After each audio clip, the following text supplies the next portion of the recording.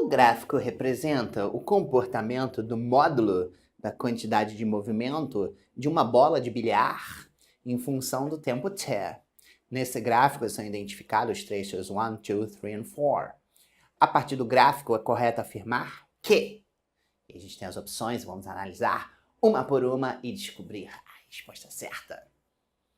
Olá, crianças, sou eu, muito prazer, eu sou o BF, Bruno Fernandes, best friend da física, estamos aqui no Desesperando.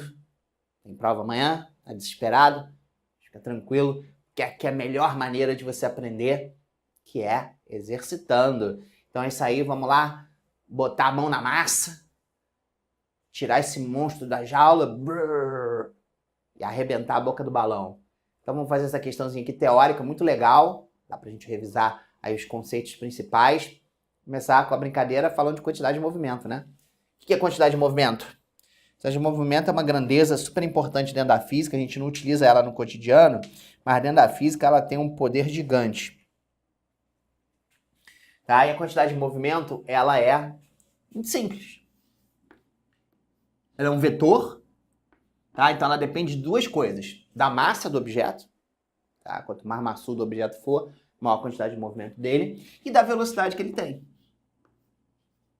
Tá? Quanto maior a velocidade, maior a quantidade de movimento. E se o corpo estiver parado, obviamente a velocidade dele é nula, e ele não tem quantidade de movimento. Como velocidade é uma grandeza vetorial, né? Por exemplo, aqui a bolinha de sinuca. Ela tem velocidade. Então ela pode ser para a direita, pode ser para a esquerda. Para cima ou para baixo não, né? Não sei que você seja jogando sinuca, dá uma paulada na bola, a bola suba da mesa. Mas ela tem velocidade. Então quando você calcular a quantidade de movimento, que vai ser o produto da massa da bolinha vezes a velocidade dela, você vai obter o vetor quantidade de movimento que na mesma direção e sentido da velocidade do teu objeto, tá? Uma outra coisa importante que é citada na questão é o seguinte: quando você pega o taco e dá uma paulada na bolinha, você está aplicando uma força nela. Só que também você pode variar o tempo que o taco encosta na bolinha. Às vezes você pode dar uma paulada rapidinho e tirar. Às vezes você pode deixar esse taco um pouco mais em contato com a bolinha, né? E aí esse tempo ele vai influenciar numa grandeza física chamada impulso. O impulso, tá, que também é um vetor, é o produto da força que você faz. Então, quanto maior for a força que você faz no objeto, maior o impulso que você está dando, vezes o tempo. E aí o tempo é o seguinte: quanto maior o tempo de contato, quanto maior o tempo de atuação dessa força, maior vai ser o impulso. Tá? E quanto menor o tempo, menor o impulso, obviamente. E ainda existe uma outra coisa, que é um teorema muito maneiro, muito interessante, que a gente vai ajudar a gente aqui nessa questão, que é o teorema do impulso. O teorema do impulso diz o seguinte: olha, se estiver rolando um impulso em cima de um corpo, é porque está rolando uma força. Concorda? Se está rolando uma força, o que Newton ensinou pra gente? Pela segunda lei. Força igual a massa vezes aceleração, né? Então, se existe uma força resultante em cima de um corpo, é porque ele acelera. Se ele acelera, ele muda a velocidade dele. Certo? Então, se tem um impulso, tá? Se tem um impulso, é porque tem uma força. Se tem uma força, tem mudança de velocidade. Se muda a velocidade, muda a quantidade de movimento. Então, o impulso é igual à variação da quantidade de movimento de um corpo. Tá? Porque se tem impulso, tem força. Se tem força, acelera. Se acelera, muda a velocidade. Se muda a velocidade, muda a quantidade de movimento. Sacaram a ideia? Então, esse teorema é muito importante. Tá? Ele faz aqui uma série de afirmações. Então, vamos ver uma por uma. Letra A. O impulso sofrido pela bola é constante e diferente de zero nos trechos 1 e 3. Vamos analisar o que está acontecendo aqui nos trechinhos 1 e 3? Olha, aqui é quantidade de movimento em função do tempo. Então ele vai mostrar para mim o seguinte: olha, será que a quantidade de movimento está mudando? Será que ela permanece a mesma durante aquele intervalinho de tempo? Tá? Vamos olhar aqui o trecho 1. Repara, vamos supor que a quantidade de movimento aqui é 10. Tá? Repara que nesse trechinho número 1, Durante esse intervalo de tempo aqui, ó, o tempo está crescendo, óbvio, né? O tempo sempre vai para frente. O tempo vai crescendo, mas você repara que a quantidade de movimento permanece a mesma. Ó, aqui no início é 10, aqui vai ser 10, aqui vai ser 10 e aqui vai ser 10. Então, durante todo o primeiro trechinho, então trecho 1, o que é constante? A quantidade de movimento. Certo? No trechinho 2, aí ela é constante, a quantidade de movimento? Não, né? Porque agora você repara o seguinte, ó. Ela estava em 10, e aí o tempo vai passando, a quantidade de movimento agora vai diminuindo. Tá? Vamos pôr 8 aqui, só para a gente dar um valor numérico. Então, no trecho número 2, a quantidade de movimento diminuiu.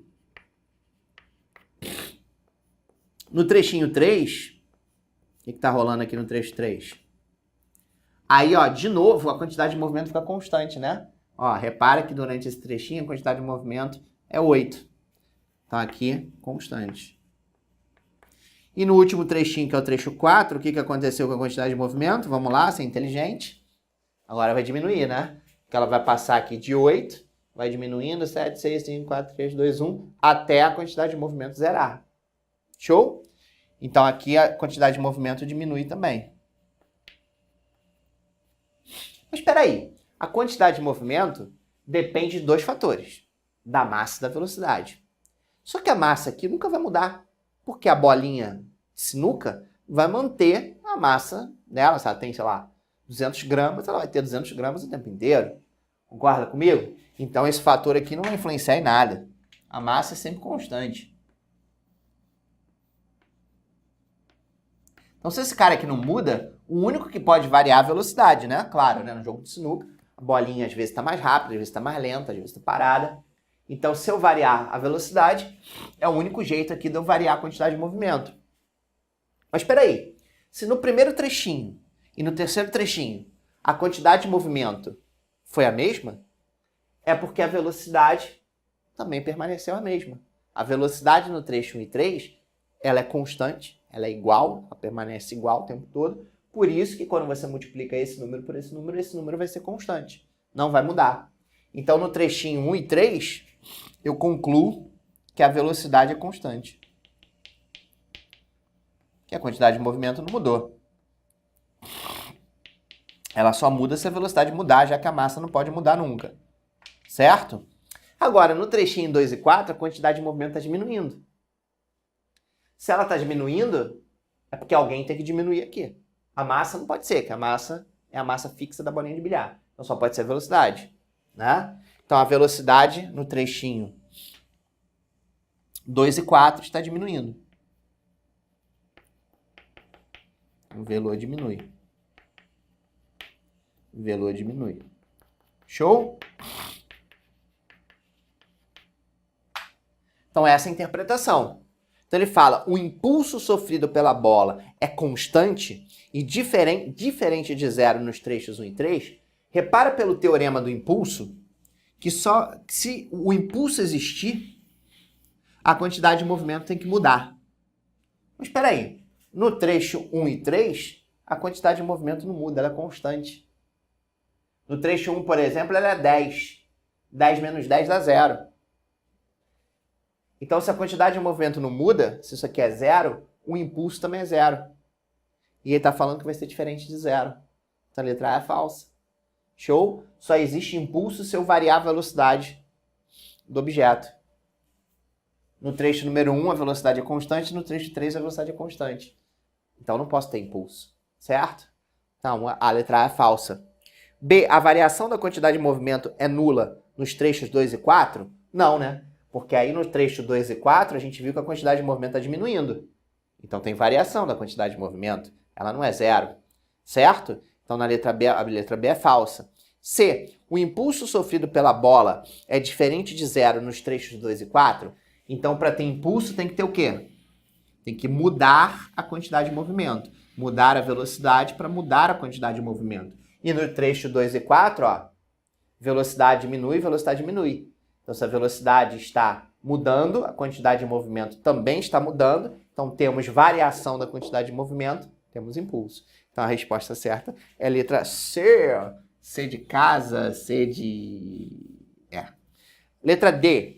A variação da quantidade de movimento da bola é menor no trecho 3 do que no trecho número 1? Não, né? Porque tanto no trecho 1 quanto no trecho 3, como a velocidade permanece constante, não tem variação da quantidade de movimento. Então é zero, né? Variação da quantidade de movimento no trecho 1 e no trecho 3 é zero, porque não variou a velocidade, não variou a quantidade de movimento. Então não pode ser um menor ou maior do que o outro. A D é falsa. E letra E, para a gente fechar. O impulso sofrido pela bola no trecho número 1 é maior do que o impulso sofrido no trecho 3? Não, porque a gente acabou de ver que no trecho 1 e no trecho 3 a velocidade é constante. Se a velocidade é constante, não existe variação da quantidade de movimento. Se não existe variação da quantidade de movimento, não tem impulso. Então o impulso no trechinho número 1 é igual ao impulso no trechinho 3 e esse impulso é zero. Não tem impulso, tá?